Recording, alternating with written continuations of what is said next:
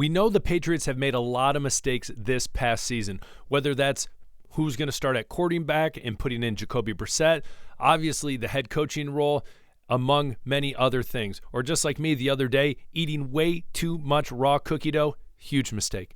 But that being said, this would be a massive mistake for the New England Patriots. Let's talk about it. My name is Aaron. This is Sports Talk Patriots on the daily, pushing out that content to people just like you who can't get enough Patriots football. So do me a favor, hit that like button, hit that subscribe button, hit the bell wherever it is, and comment below. So today what we're talking about, the coaching search. It is the hot topic right now in the season for every team that has fired a coach and is looking for someone to lead their ship.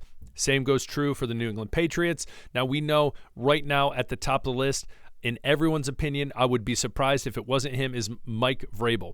But a lot of people have been throwing other names out there. We know that coordinators are typically a hot button topic when it comes to new head coaches in the NFL, especially offensive coordinators, defensive coordinators, special team coordinators like Dan Campbell technically, that have proven themselves and shown leadership where, hey, they could lead an NFL team. Now, one group of coaches that we haven't really discussed a lot about is college coaches. So a couple names that have been thrown out there has been Steve Sarkisian from the University of Texas, horns down, as well as, if you're a Texas fan, a lot of people triggered right now, as well as Marcus Freeman from Notre Dame, two teams that are still in the Final Four of the college football playoff. But one name in particular that some people have been talking about is Dan Lanning out of Oregon. Now, we know Oregon was, for most of the season, the number one team in the country. They went undefeated, the only team that went undefeated this year, and they got absolutely creamed by the Buckeyes in the Rose Bowl. But that being said, a lot of people, not a lot of people, but a handful of people think that it's a big possibility that Dan Lanning can become the next head coach of the New England Patriots. I am here to tell you that is a bunch of hogwash, and that ain't going to happen. The reason being is the New England Patriots have seen this past season the mistake they made. And I'm going to tell you what it is. They put someone in the position where they had no head coaching experience at the NFL level, really had no coordinating experience. When you're a position coach, you got to look at it like this. You got the head coach, most responsibility, and then you look at coordinators, second most, and then you go down to positional coach, and then you go down to analyst and all these different things. And so when it comes down to it, you take a guy who's a position coach, and I want the best for Gerard Mayo moving forward, but they're not going to look at Dan Lanning and say, this man has no head coaching experience in the NFL. Let's go take a shot at him. If we look at his coaching resume, he has not been a head coach long at the University of Oregon. It has been a very short period. Yes, he has a great record in 35-6. But before that, he was defensive coordinator at Georgia, Memphis, a graduate assistant not long ago in 2015 at Alabama. I mean, for goodness sakes, he's 38 years old. I'm not saying there are young coaches in the NFL, but when it comes down to it, he has zero NFL experience. So this is absolutely, there is no chance. Just like Marcus Freeman, there is no chance. The New England Patriots are not going to make the same mistake they just made, hiring someone as their head coach with absolute zero head coaching experience at the NFL level, or even a higher role than just a positions coach. Now, sure, I'm not saying Oregon would be a hard place to coach at.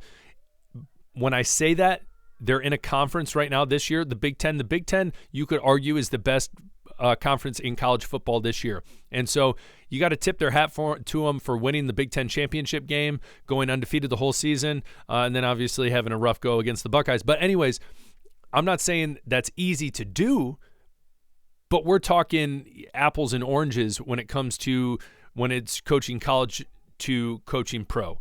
So it is much different. And seeing someone who's successful at college doesn't mean it's going to translate to the pros. Case in point, look at Nick Saban.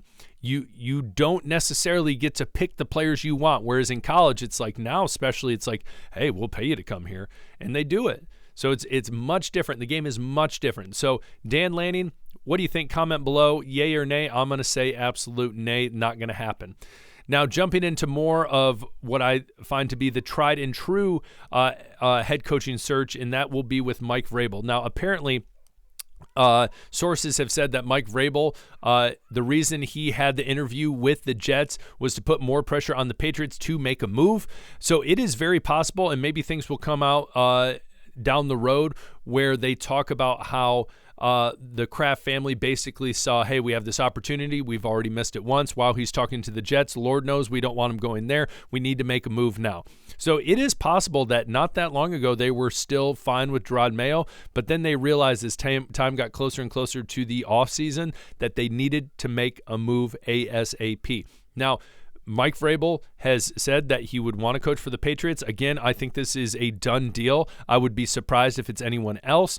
I do think it's possible the Rooney Rule, they have to be interviewing a certain amount of people, and there's a timeline they have to follow to do that, which is fine and all. But I do think they are somewhat interested in Ben Johnson, but I think their crown jewel is Mike Vrabel, and I don't think they're going to fumble it this time. I would be surprised if they did so. And so, and as well, when we look at, and I think this is interesting, when we look at the opening based on ranking, kind of a subjective rating, you could say it's, honestly, I see it more as objective, but you look at all the teams that need head coaches, and NFL.com rated all the teams based on kind of where they sit. So being number one, the best opening right now is the Bears. I would agree with that. And the reason I say that is because defensively, they have a lot of great pieces on defense. Offensively, they also have a lot of great pieces. They have a lot of young talent. If they can bring someone in to really work with Caleb Williams, especially with all the weapons he has on this offense, this team can be scary. A lot of people have said Ben Johnson from the Detroit Lions. Again, I think he could work his magic with this team, and it would be dangerous. And so we will see what happens. But I see that as a tried and true number one. The New England Patriots, the big reason they're up here is someone by the name of Drake May. Drake May is number one. A lot of people see him. They see the talent. They see what he can be. And then number two is the cap space and the draft pick. You get a high draft pick. You get some solid cap space. You get someone like Mike Vrabel in there where people have heard that name. They've seen him coach. They respect him. And again, I'm not saying people didn't respect Gerard Mayo, but there is some validity behind that name of Mike Vrabel. Hey, he could bring some people over that he coached at the Titans that were good. Listen, Tyreek Hill wants out of Miami. Who knows? And so when it comes down to it, not saying obviously he was with the Titans, he was not. But that being said, I think Mike Vrabel is going to be able to pull more than Gerard Mayo would be able to in free agency. Now, the one downside is they have not cleared out the coordinators, the assistants, Elliott Wolf. But I do see if Mike Vrabel comes in, he is going to clear house and he's going to pick who he wants in those positions.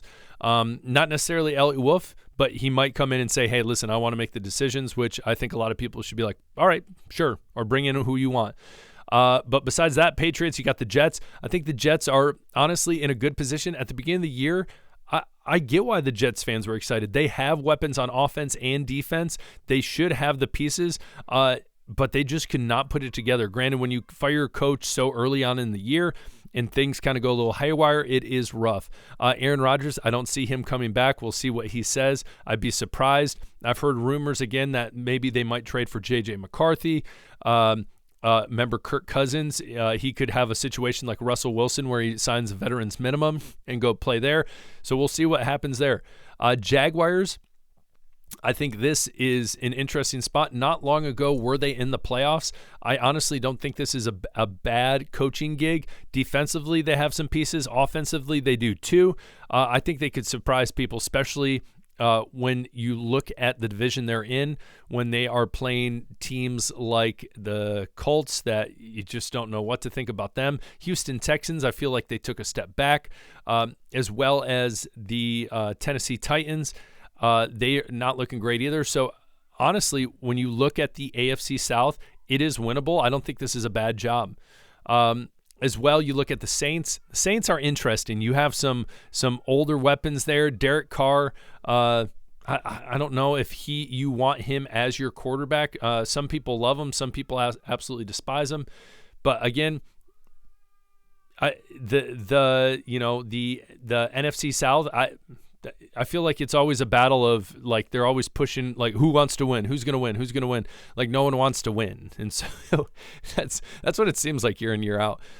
So it'd be an interesting job to take. But that being said, the Patriots job up there is one of the best jobs to get, just based on the assets they can obtain in this offseason going into next year. Let's not forget the Houston Texans, the year before they made the playoffs and they made their run into the divisional round, they had Lovie Smith and they fired him. They had a great offseason and they surprised a lot of people. The Patriots could do that too. Don't lose hope, all right? So comment below. Tell me what you guys think about all this. What do you think about Mike Vrabel, Dan Lanning, whatever you want, comment below. Love to hear from you. Hit that subscribe button. I want to bring you the content, I guess. I don't know. Is that what I was going to say? Sure, whatever. We'll go with it. Daily content, Patriots. Don't miss out. Hit that subscribe button. We'll talk later. Peace.